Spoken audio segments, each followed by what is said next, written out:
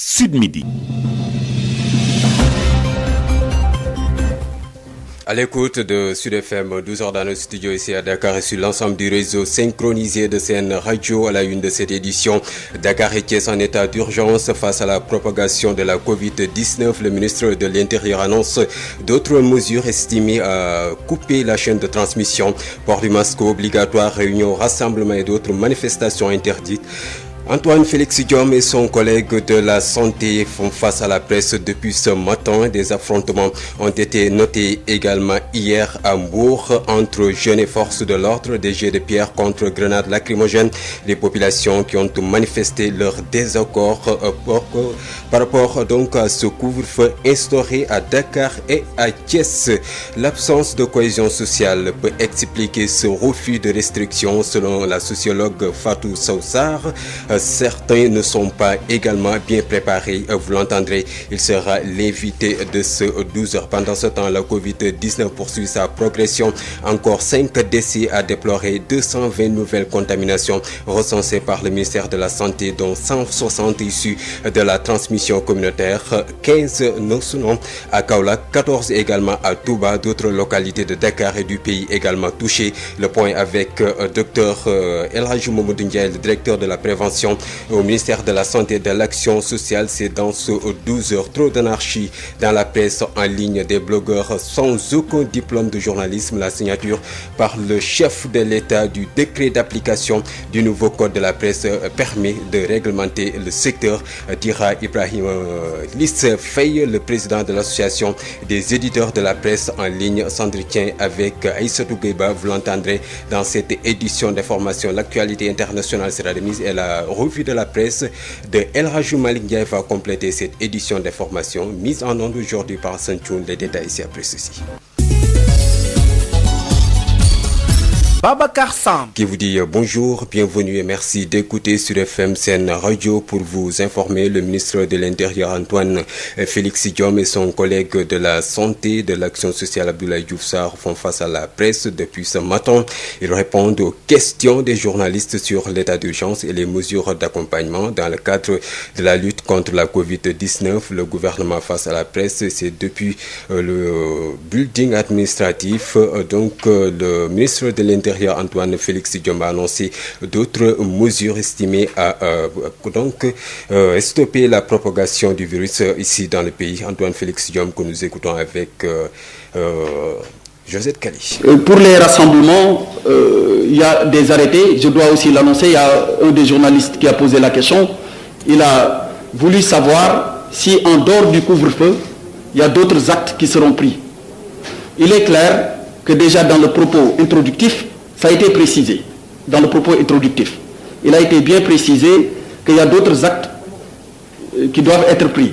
Et ces actes concernent le port obligatoire du masque, concernent les réunions ou rassemblements qui doivent faire l'objet d'interdiction, ainsi que d'ailleurs certains défilés ou cortèges tels que c'est prévu par les textes.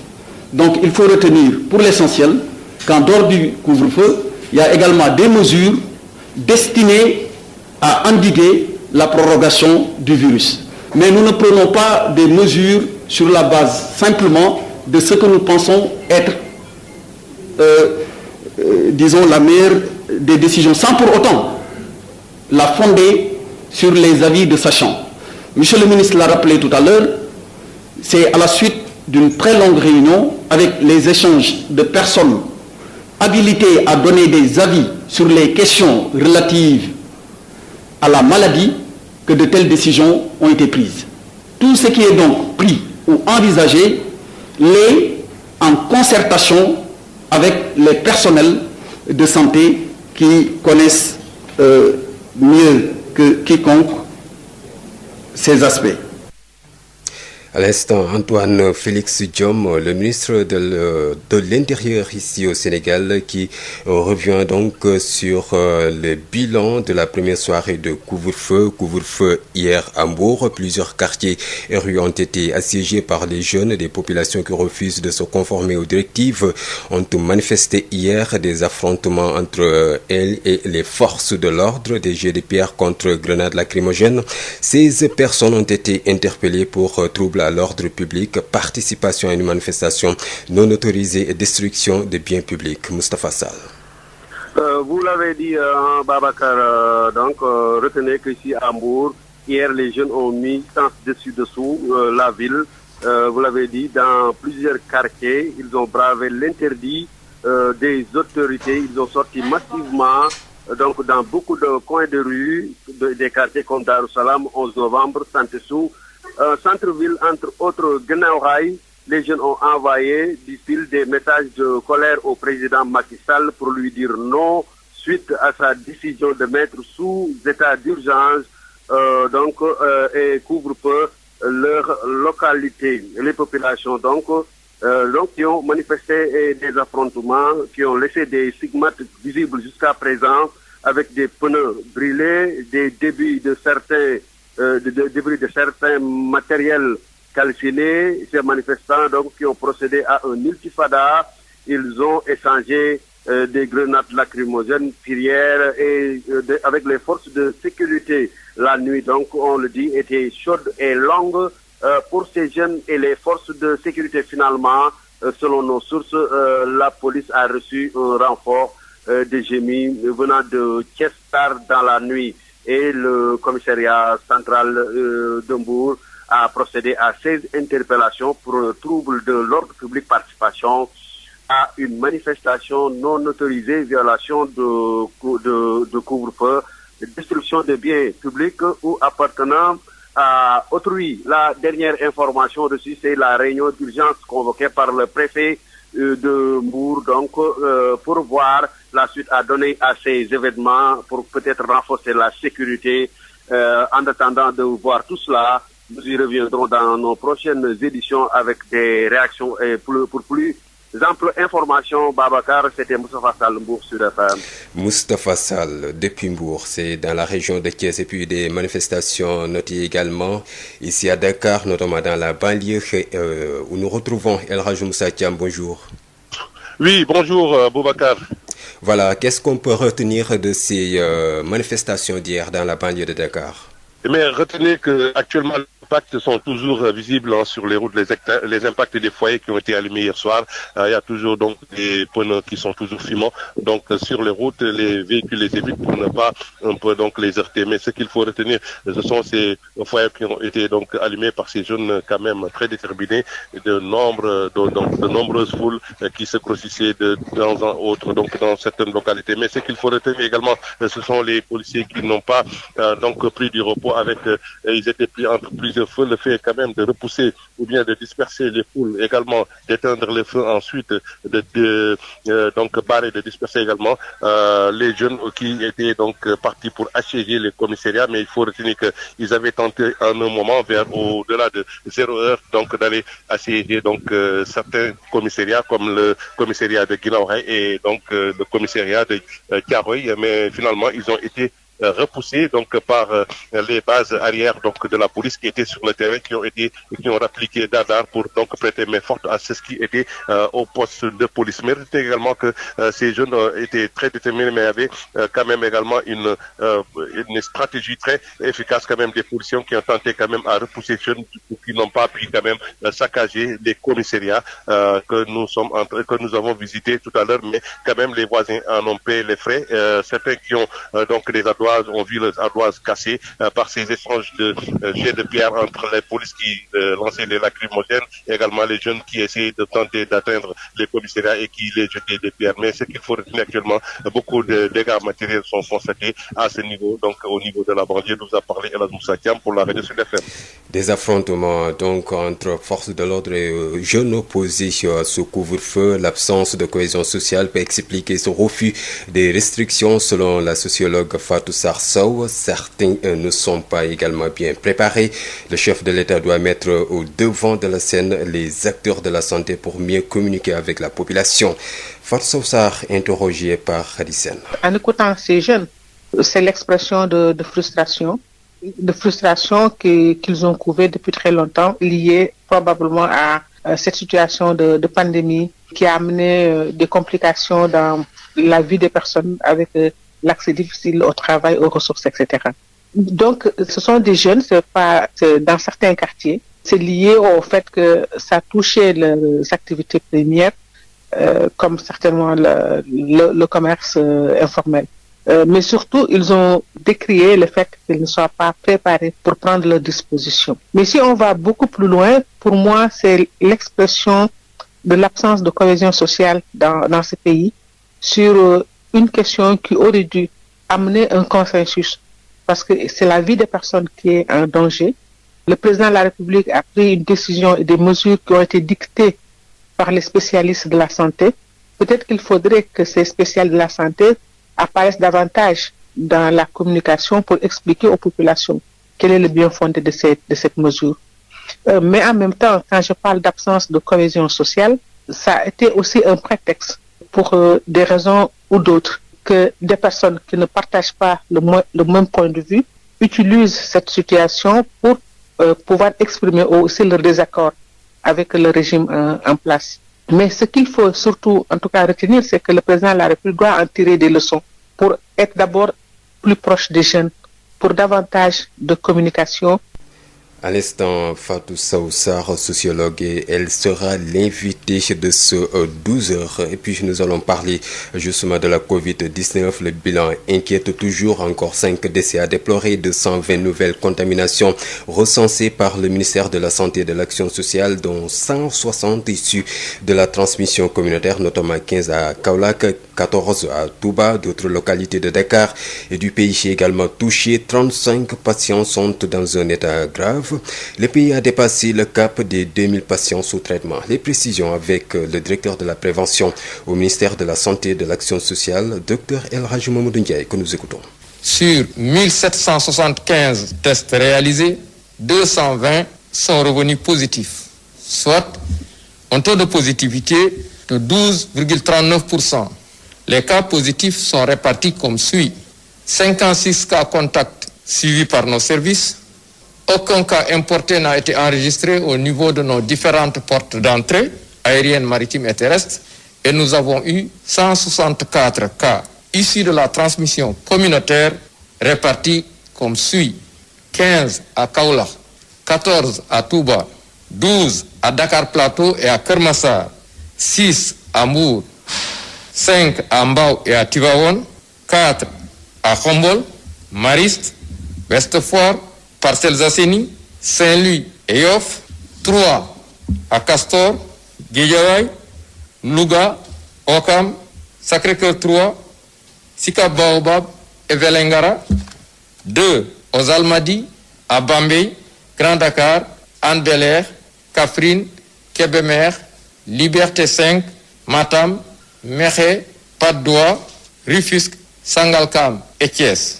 1 à Amitié 2, Bentali, Bounkiling, Cité Biagui, Cité Magistrat, Derklé, Dieuppeul, Fass Delorme, Gueule Tapée, HLM, HLM Grand Médine, HLM Grand Yoff, Keur Ndiaye Lo, Liberté 1, Liberté 3, Liberté 6, Mamelles, Mermoz, Pikine, Point E, Richard Toll, Sakal, Scat Urbam et Thiadiaye. 103 patients hospitalisés ont été contrôlés négatifs et déclarés guéris. 35 cas graves sont pris en charge dans les services de réanimation. 5 décès ont été enregistrés ce mercredi 6 janvier 2021. L'état de santé des autres patients hospitalisés est jugé stable. À ce jour, 20 376 cas ont été déclarés positifs, dont 17 885 guéris, 438 décédés et donc 2052 patients sous traitement. Et puis, dès fin janvier, le ministère de la Santé, en collaboration avec l'Institut Pasteur, vont lancer le test de diagnostic rapide pour ainsi augmenter le nombre des tests et rendre plus accessibles ces tests diagnostiques. Le ministre vient de faire l'annonce. Abdoulaye Diouf Sarr c'était lors de la traditionnelle rencontre avec la presse. Abdoulaye Diouf Sarr que nous écoutons. Tous les cas suspects, je crois que c'est actuellement la stratégie du Sénégal. Mais en plus des cas suspects, il y a aussi le test systématique des voyageurs. Donc aujourd'hui, ceux qui se présentent au test, c'est les cas suspects, mais les voyageurs, de manière globale. Et donc, avec l'Institut Pasteur de Dakar, nous avons effectivement lancé une plateforme Diatropix qui permet de produire au Sénégal, au niveau de l'Institut Pasteur, des tests de diagnostic rapide. Et d'ici la fin du mois de janvier, la production sera suffisante pour nous permettre déjà de lancer dans nos systèmes de santé les tests de diagnostic rapide. Ça aussi, ça va beaucoup faciliter non seulement la rapidité des résultats du test, mais ça va rendre quand même le test plus accessible. Mais je peux rassurer et dire que par rapport au test, le Sénégal est totalement confortable en termes de stock et de possibilité de faire ces tests. Je sais que dans beaucoup de pays, il peut y avoir des contraintes par rapport aux tests, mais au Sénégal, nous sommes très confortables. On n'a pas de problème sur les tests. Le test est démocratisé et dans toutes les régions du pays, vous pouvez faire le test et avoir le résultat dans les 24 heures. Ça aussi, c'est important à noter. Sud FM. Colère des commerçants du marché Mbabas dans la commune de Biscuiterie de 103 cantines risque d'être démolie par un promoteur sur ordre de la mairie.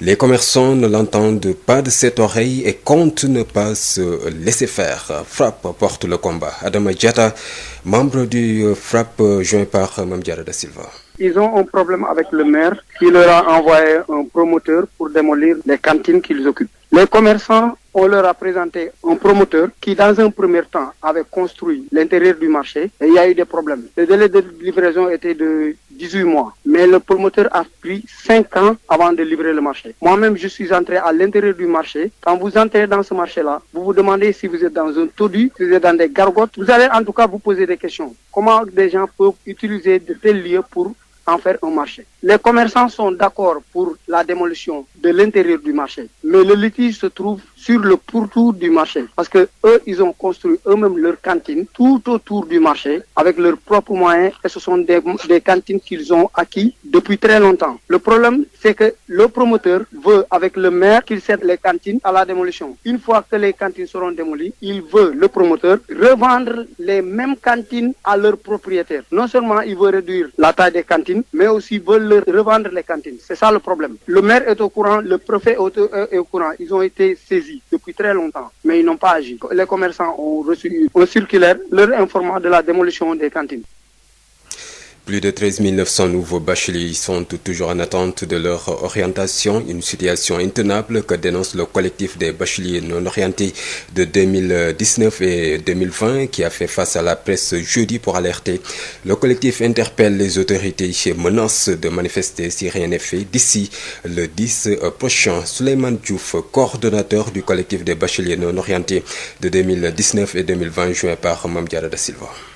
Il y a beaucoup de problèmes se trouvent au niveau de l'éducation, c'est-à-dire pourtant sur les dossiers des bacheliers non orientés de 2020, parce qu'il reste 13 909 bacheliers qui sont toujours en attente. Le problème qui se pose, on peut comprendre, mais on peut ne pas comprendre, parce qu'il y a problème de code de validation, il y en a des gens aussi encore qui n'ont pas pu valider leurs inscriptions, parce que cette année-ci, nous avons arrêté 72 000 bacheliers, et c'est à ces 3 000 bacheliers qui n'ont pas pu valider leurs inscriptions. Il a pris l'engagement de rentrer les 69 000. Et parmi les 69 000, il reste encore 13 909 bacheliers qui sont toujours en attente. Je le dis parce que de l'année dernière, l'an 2019, l'État a sacrifié plusieurs étudiants. Maintenant, le problème en est que ces bacheliers ont eu le courage de continuer leur mais actuellement, la situation est extrêmement difficile. L'année dernière, c'était nous. Mais pour l'instant, ce sont les bacheliers 2021 qui ont eu beaucoup de problèmes. Maintenant, Ce que je dis, et je le répète, parce que si une fois que ces bacheliers n'ont pas pu être orientés, nous on va descendre sur le terrain parce que c'est notre droit. Donc c'est plus difficile de concevoir 13 909 bacheliers qui sont toujours en attente. Et d'ailleurs même le délai, c'est le 10. Mais actuellement nous, ce que nous réclamons de plus, est qu'il va faire le maximum le plus possible pour que ces bacheliers retrouvent leurs amphi quand même parce que c'est leur droit. Pour l'instant, on n'a pas saisi les autres. Il faut faire le maximum le plus possible pour donner une chance à ces étudiants quand même. Donc une fois que le délai sera passé, on va mettre la pression aux autorités quand même. Souleymane Diouf, coordonnateur du collectif des bacheliers non orientés de 2019 et 2020. Trop d'anarchie dans la presse en ligne, des blogueurs sans aucun diplôme de journalisme, la signature par le chef de l'État du décret d'application du nouveau code de la presse permet de réglementer le secteur. Ibrahima Lissa Faye, le président de l'association des éditeurs de la presse en ligne, s'entretient ici avec Aïssatou Gueba. Aujourd'hui, c'est toutes les entreprises de presse qui vont être régulées et le métier de journalisme de manière générale. Alors, la presse en ligne va tirer son compte à partir de la loi portant création de la haute autorité de régulation des communications électroniques qui aujourd'hui, en fait, embrasse tous les domaines de communication, aussi bien la communication traditionnelle, en fait, pour les radios et les télévisions traditionnelles et la presse écrite, et aussi la presse en ligne, les IPTV et les Web TV. Donc, pour dire aujourd'hui, en fait, on peut dire, en tout cas, qu'il y aura une avancée extraordinaire pour tous les métiers, parce qu'en fait, là, maintenant, il n'y aura plus d'obstacle pour l'application du code de la presse. Est-ce qu'il y a de l'anarchie notée au sein de certaines presses en ligne ? Mais bien entendu, parce que nous avons vu aujourd'hui que tout le monde peut créer son site. Il ne suffit pas d'être journaliste ou en tout cas de faire des études en journalisme ou d'être technicien. Mais aujourd'hui, parce que tous les Sénégalais ont leur site et ce qui est extrêmement grave, ils y mettent du n'importe quoi et pour attirer des clics, pour attirer, disons, pour faire le buzz, ils sont prêts à tout. Et donc ça ne peut plus continuer, aussi bien sur YouTube que sur la presse en ligne. Donc c'est des choses qui aujourd'hui devront être réglementées par la ARCA, si jamais la ARCA est mise en place. Parce que si les décrets simplement sont votés et que la ARCA n'est pas passée à l'Assemblée nationale, c'est nul aussi. Et puis retenez que les cartes nationales de presse seront délivrées d'ici la fin du mois de mars, annonce en tout cas le président de la commission de délivrance de la carte nationale de presse, Daoudemine, il se nomme, il est joint par Aïssatou Gueba. Nous pensons que d'ici la fin du mois de mars 2021, quand même, nous allons commencer à délivrer la carte nationale de presse parce que tout est fait prêt. Maintenant, ce qui pouvait nous retenir, c'est peut-être le décret d'application que le président devait signer. Mais bon, puisqu'il a promis qu'il allait le signer au plus tard avant la fin du mois de janvier, nous espérons que ce décret d'application-là, parce que la loi dit que c'est le fonds d'appui à la presse qui doit financer la commission de la carte nationale de presse. Depuis lors, nous travaillons bénévolement, nous travaillons parce que c'était un travail juste intellectuel. Les gens qui sont dans la commission ont accepté de travailler bénévolement. Aujourd'hui, avec le fonds d'appui à la presse qui sera mis en place, nous allons avoir des fonds et ces fonds-là vont nous permettre d'éditer les cartes et de pouvoir faire le travail convenablement. Retenez que le gouvernement a adopté hier, mercredi, en Conseil des ministres, le projet de décret fixant les modalités d'organisation et de fonctionnement du fonds d'appui et de développement de la presse. Le projet de décret relatif aux avantages et obligations attachés au statut d'entreprise de presse également examiné et voté par le gouvernement, des décisions qui satisfont une doléance du monde de la presse après le vote du code de la presse en 2017. Le chef de l'État Macky Sall à l'investiture de son homologue du Ghana, Nana Akufo-Addo. Le président Sall a annoncé sa participation à la cérémonie d'investiture ce jeudi. Le président ghanéen, je vous le rappelle, Nana Akufo-Addo a été réélu dès le premier tour avec 51% des voix. Sud International. En Côte d'Ivoire, les choses pour un éventuel retour de Laurent Gbagbo en Côte d'Ivoire se précisent. Le Premier ministre ivoirien Ahmed Bakayoko a reçu pour la deuxième fois ce mercredi des émissaires de Laurent Gbagbo. Leurs échanges, selon une note d'information, ont porté sur les modalités du retour au pays de l'ancien président ivoirien. Et puis aux États-Unis, le Congrès américain a officialisé la victoire de Joe Biden à la présidentielle de ce jeudi. jeudi, après des semaines de contestation, Donald Trump a finalement admis la fin de son mandat, même s'il déclare être en total désaccord avec ses résultats. Le président sortant assure qu'il y aura une transition ordonnée le 20 janvier prochain. La session du Congrès avait été interrompue pendant plusieurs heures après l'irruption de manifestants pro-Trump au Capitole. Et les scènes de chaos qui avaient suivi, 52 manifestants ont été interpellés par la police. Washington a été sous couvre-feu durant la nuit. Une femme a été tuée par le sport.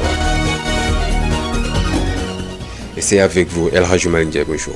Bonjour Babacar, une qualité sportive que nous ouvrons par le football avec la qualification du Jaraaf en tour de cadrage de la Coupe Confédération africaine de football, les Verts Blancs, qui sont attendus à Dakar ce mercredi après la qualification hier. Retour sur cette qualification avec le secrétaire général du Jaraaf de Dakar, Léonard Diagne, que nous écoutons, nous l'avons joint depuis Abidjan. Nous de rendre grâce à Dieu qui nous a accompagnés pour cette qualification autour de cadrage. Dire que c'est une satisfaction tout d'abord de fierté d'abord pour le football sénégalais au-delà du Jaraaf. Et aussi que nous remercions toutes les bonnes personnes qui ont formulé des prières pour ce match. Et particulièrement le président Cheikh Ahmed Tidiane Seck qui vraiment a mis l'équipe dans des conditions optimales de performance. Donc aujourd'hui, nous sommes très fiers, très contents de ce résultat et espérons, Inch'Allah, au tour de cadrage de pouvoir passer encore. Alors, Léonard, sur quoi s'est jouée cette qualification? Mais c'est joué sur la détermination d'abord et l'engagement. Et il faut dire aussi que le résultat de Tenguet, à qui nous adressons encore une fois nos félicitations, a été un stimulant parce que vous ne semblez pas oublier que FC Tenguet Football Club a joué bien avant nous. Et le soir, après notre séance d'entraînement, quand nous avons reçu le résultat de Tenguet, Youssou Dial, qui est le chef de la délégation, a convoqué tous les joueurs et toute la délégation pour leur parler. Et il les a dit ce que Tenguet a réussi au Maroc, nous sommes capables de le réussir demain par la grâce de Dieu en terre ivoirienne. Et je pense que cela aussi a été très déterminant, et surtout l'engagement et le respect des consignes qui ont été données par le coach Malick Daf, par les joueurs. Mais bien sûr, nous n'avons pas attendu d'avoir éliminé le Calopinar et justement San Pedro pour y croire. Nous, lorsque la fédération nous a désignés pour que nous allions représenter le Sénégal, nous nous sommes dit, nous avons encore une opportunité pour atteindre un de nos objectifs majeurs, qui est d'accéder aux phases de poule. Donc nous gardons la même détermination pour pouvoir accéder dans ces phases de poule, parce que le football sénégalais en a grandement besoin. Donc, Léonard Diagne, le secrétaire général du Jaraaf de Dakar, je rappelle qu'avant le Jaraaf, Teungueth FC avait validé son ticket pour les phases de poule de la Ligue africaine des champions. Ces deux qualifications prouvent la bonne santé du football local selon le directeur exécutif de la Ligue de football professionnel, Amsatou Fall. Écoutez, ce que j'ai pu dire sur en tout cas ces deux performances éminemment importante pour le football local, montre à suffisance que nous n'avons jamais été aussi loin, en tout cas du football au niveau africain. Si vous vous rappelez, que ça soit Génération Foot, que ça soit Jaraaf de Dakar, ils ont tous gagné leur match dans ces 3 dernières années ici à Dakar. C'est sur des détails, disons que nous perdions toujours, mais j'étais persuadé, et en tout cas le landerneau du football sénégalais était convaincu que le football sénégalais n'était pas très loin, n'était pas loin, en tout cas de ce qui se fait au plus haut niveau en Afrique pour être dans les compétitions africaines, que ce soit la Coupe CAF ou bien la Ligue des Champions.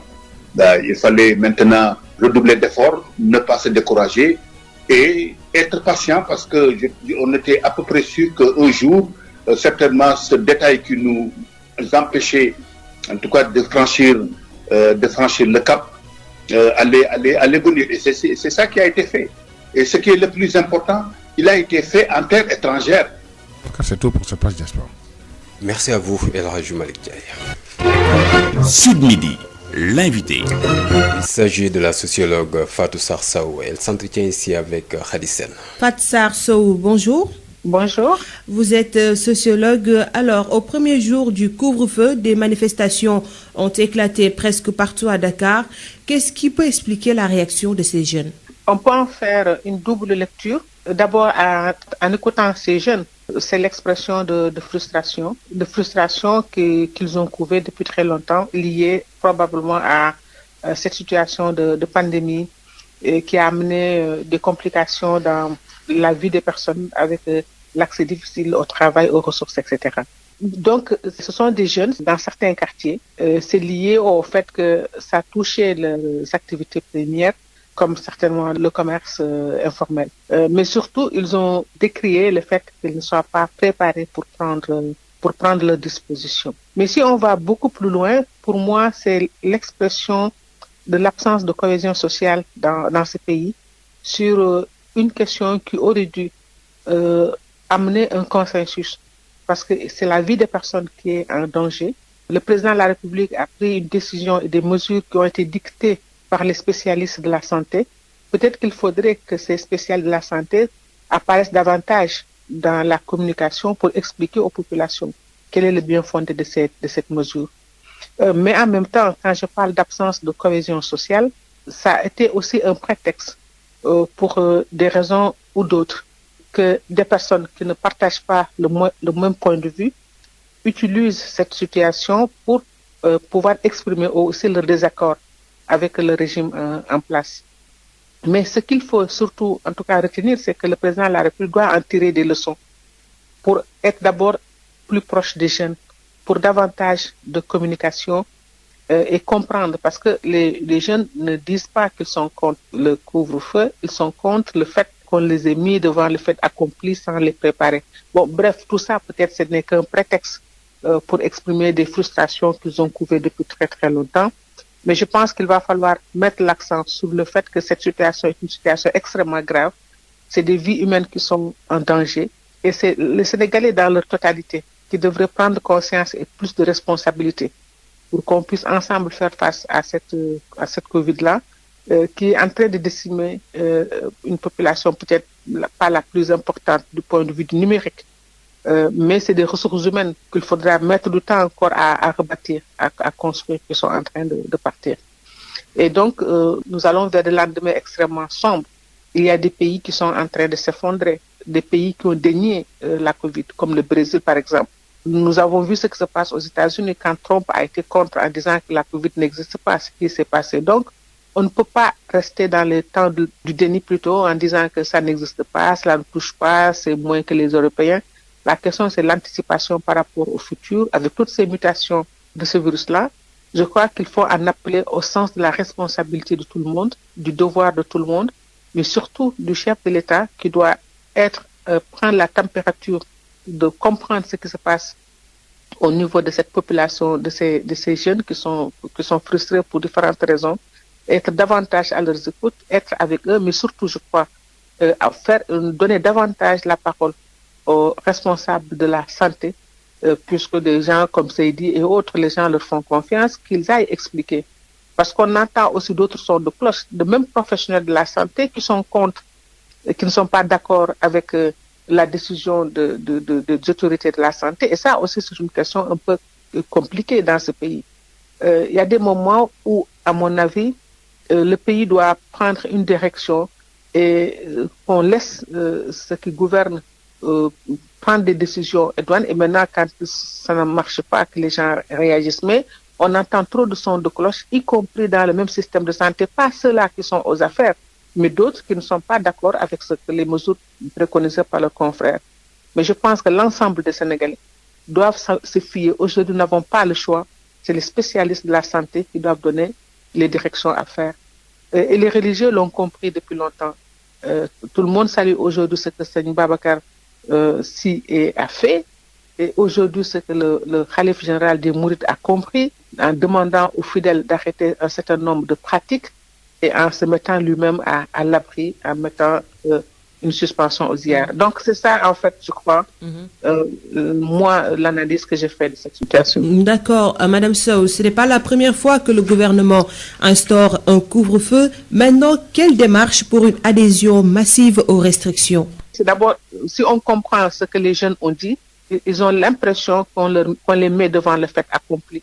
C'est-à-dire, même si le président de la République a donné un petit peu les indications au 31 décembre, en disant qu'ils peuvent aller, ils prendront les mesures de douane. Il fallait peut-être 2 ou 3 jours avant commencer à expliquer qu'on va aller vers cela. Parce que certains disent que oui, la mesure est tombée trop rapidement, qu'ils n'ont pas pu planifier ce qu'ils devaient faire. Bon, c'est pas pour moi, c'est les explications qui peuvent tenir, mais le fond de la question, c'est une frustration globale liée à un ensemble de pratiques intérieures.